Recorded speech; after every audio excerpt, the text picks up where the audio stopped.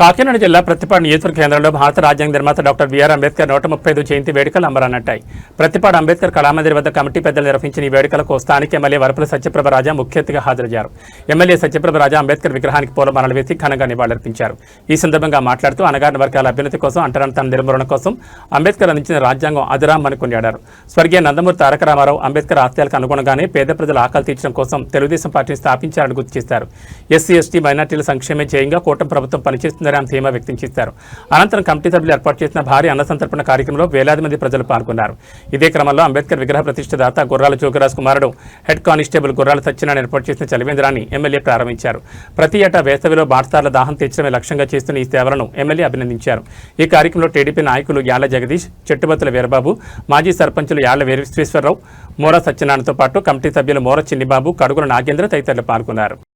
Police department నుంచి మన గ్రామంలో మేడం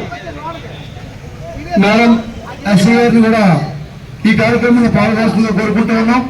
మీరందరూ వచ్చినందుకు మాకెంతో సంతోషం. జోహార్ బాబాసాహెబ్ అంబేద్కర్, జోహార్ బాబాసాహెబ్ అంబేద్కర్, జోహార్ బాబాసాహెబ్ అంబేద్కర్, జోహార్ బాబాసాహెబ్ అంబేద్కర్.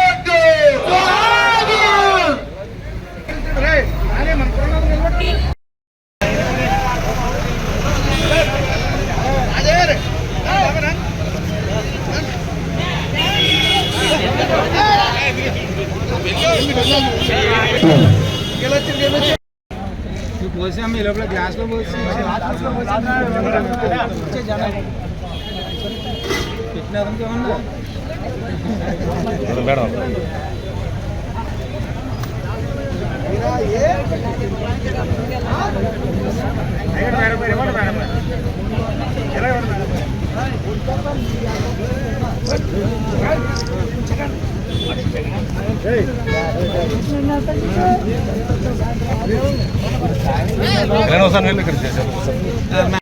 అందరికీ నమస్కారం. ఈరోజు డాక్టర్ బిఆర్ అంబేద్కర్ గారి 135వ జయంతి సందర్భంగా నియోజకవర్గ వ్యాప్తంగా అన్ని చోట్ల కూడా ఆయన జయంతి ఇది ఘనంగా వేడుకలు జరుపుకోవడం అంటూ జరుగుతుంది. అందులో భాగంగా ఈరోజు ప్రతిపాడు మండలంలో ప్రతిపాడు గ్రామంలో ఇక్కడ డాక్టర్ బిఆర్ అంబేద్కర్ గారి జయంతి వేడుకల్లో పాల్గొనడం జరిగింది. ముందుగా అందరికీ బాబాసాహెబ్ బిఆర్ అంబేద్కర్ గారి 135వ జయంతి సందర్భంగా ఆయనకి ఘన నివాళులు అర్పిస్తూ అందరికీ శుభాకాంక్షలు తెలియజేసుకుంటున్నాను. ఏదైతే బడుగు బలహీన వర్గాలు సమాజంలో అంత సమానంగా ధర్మంగా ఆయన హక్కులుగా సాధించుకునేలాగా బ్రతకాలని వాళ్ళ తరపున ఒక భారత రాజ్యాంగ నిర్మాత బడుగు బలహీన వర్గాల గురించి, మైనారిటీల గురించి, అందరికీ గురించి కూడా ఒక రాజ్యాంగాన్ని నిర్మించిన వ్యక్తి.